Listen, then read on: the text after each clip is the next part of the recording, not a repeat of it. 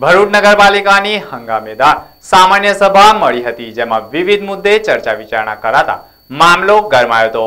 ભરૂચ નગરપાલિકાના સભાખંડ ખાતે પાલિકાની સામાન્ય સભા યોજાઈ હતી। વિવિધ મુદ્દાઓ સાથે વિકાસના કામોને મંજૂરી માટે સભામાં મૂકવામાં આવ્યા હતા। સભામાં પાલિકાના વિપક્ષના સભ્યોએ ભ્રષ્ટાચાર, ગંદકી જેવા મુદ્દે હલ્લો કરતા એક સમય સામાન્ય સભાની મીટિંગમાં પાલિકાનો હોલ આક્ષેપ પ્રતિ આક્ષેપો વચ્ચે ગુંજી ઉઠ્યો હતો। ભરૂચ નગરપાલિકાના પ્રમુખ હાર્વી પટેલ દ્વારા નગરપાલિકા મારીમાં છે તેમ જણાવવામાં આવતા તેના વિરોધમાં અપક્ષ ઉમેદવાર મનહર પરમાર તરફથી માને તો છોડો તેવી ટિપ્પણી કરવામાં આવી હતી। તો વિવિધ કામોમાં નગરપાલિકાના શાસક પક્ષ તરફથી ઘણો ભ્રષ્ટાચાર થયો છે તેવું વિરોધ પક્ષના દ્વારા કહેવામાં આવ્યું। સાથે સાથે સ્વાતિ કન્સ્ટ્રક્શન અને રોનક કન્સ્ટ્રક્શન બ્લેક લિસ્ટ કરવામાં આવી વિપક્ષે ભારે હલ્લો કર્યો હતો। જ્યારે ભાજપના નગરપાલિકાના પવડીના ચેરમેન નીનાબેન યાદવે પણ વિરોધ પક્ષના સૂરમાં સૂર પુરાવી સ્વાતિ કન્સ્ટ્રક્શન અને બ્લેક લિસ્ટ કરવામાં માંગ કરી હતી।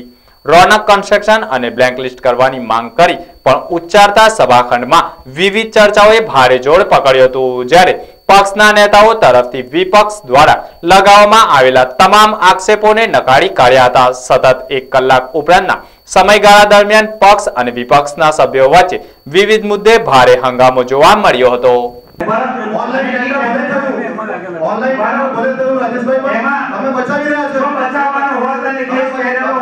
हार्दिक को सेम केस છે हार्दिक ના સેમ કેસ હાર્દિકના સેમ કેસમાં તમે બ્લેકલિસ્ટ કરવા અધ્યક્ષ બોલે છે તમે સાંભળી લો હવે ગરીમાં જાવ તમે અધ્યક્ષની ગરીમાં જાવ અધ્યક્ષ ઓછા કરે બોલવાનું તમને અધ્યક્ષ અમે બાકી કરવાનું નથી અમે બાકી કરવાનું નથી આ કર્યો તો સામે જવાના તો ચાલો લખાઈ દો તમે અહીંયા મીડિયા બેઠી છે અરે મીડિયાના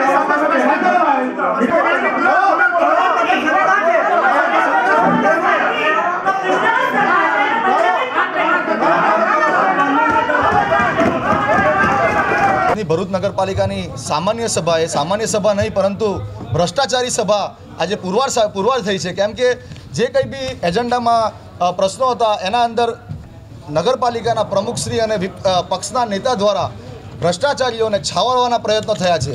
જે કંઈ બી કોન્ટ્રાક્ટરો દ્વારા રોડ રસ્તાના અંદર જે ભ્રષ્ટાચાર થયા છે એમના ઉપર તમામ કાઉન્સિલર દ્વારા પણ એમના ઉપર અરજીઓ આપવામાં આવેલી હતી। નગરપાલિકાના અંદર ભ્રષ્ટાચારની ફરિયાદો કરવામાં આવેલી હતી તો પણ એને ધ્યાનમાં રાખ્યા વગર પક્ષના નેતાએ આજે અહીંયા ખુલ્લામાં કોઈપણ જાતની એ પ્રશ્નોના ઉપર ખુલાસો થયો નથી, કોઈપણ જાતનો રિપોર્ટ એના ઉપર થયો નથી। એના વગર આજે પક્ષના નેતાએ તાત્કાલિક ધોરણે અહીંયા એમના ઉપર એક જે કંઈ બી ગેરરીતિ હતી એમાંથી એમને મુક્ત કરવા માટેના બી શબ્દો જે બોલવામાં આવ્યા, એમને જે બી લખાવવામાં આવ્યું એના અંદર સૂચનોના અંદર એ પણ એમને એવું કહેવામાં આવેલું છે કે ગેરરીતિ થઈ નથી।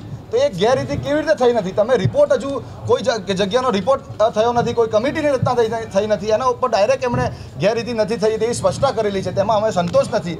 અને બીજી વાત કરીએ તો જે રીતે અમે 15 તારીખે 25 પ્રશ્નોની આ ચર્ચાના અંદર મુદ્દા લેવા માટેની અરજી આપેલી હતી એને પણ એ લોકોએ એજન્ડાના અંદર લીધો। 50મા નંબરના ઉપર એ 25 પ્રશ્નો અમારા લીધા, પણ આજે જ્યારે એજન્ડાના અંદર લીધા પછી જ્યારે ચર્ચા કરવા માટે 50મા નંબરનો મુદ્દો આવ્યો ત્યારે સભા છોડીને ભાગી ગયા। નગરપાલિકાની સામાન્ય સભાની મિટિંગ રાખવામાં આવી હતી, એમાં કુલ 50 કામો હાથ ધરવામાં આવ્યા છે। આ 50 કામોની અંદર ખૂબ સરસ ચર્ચાઓ થઈ છે અને ચર્ચાને અંતે લગભગ 1-2 ઠરાવો સિવાય બાકીના ઠરાવો બધાય સર્વાનુમતે મંજૂર થયા છે। છેલ્લો એક 50 નંબરનો ઠરાવ જે હતો એ ઠરાવની અંદર 2 અરજદારો હતા। એક અરજદાર હેમેન્દ્રભાઈ કોઠીવાલા જેની અરજી સમયસર આવેલી એના અંગે વિશદ ચર્ચાઓ કરીને પ્રત્યુત્તર પણ આપવામાં આવેલા છે। બીજી એક અરજી જે હતી એ અરજી સમય મર્યાદામાં ન હતી। ગુજરાત અધિનિયમ 1963ની પ્રકરણ 1ની જોગવાઈ અન્વયે જે તે મુદ્દાઓ ભાઈ શમશાદે પૂછેલા એ મુદ્દાઓને બધા જ એ રેકોર્ડ ઉપર હોય છે। એ રેકોર્ડ ઉપરથી એ માહિતી એમને આપવા માટે એમને જાણ કરવામાં આવી। ભલે એમને સમય મર્યાદાની અંદર અરજી નથી આપી છતાં પણ એમને સ્પષ્ટ સામાન્ય સભામાં સૂચના આપી દેવામાં આવી કે તમારા જે પ્રશ્નો છે એ પ્રશ્નોના જવાબો રેકોર્ડ ઉપર છે, એ રેકોર્ડમાં જોવા માટે પણ સંબંધિત અધિકારીઓને મેં સૂચના આપી દીધી છે જાહેરમાં અને જોઈ શકે।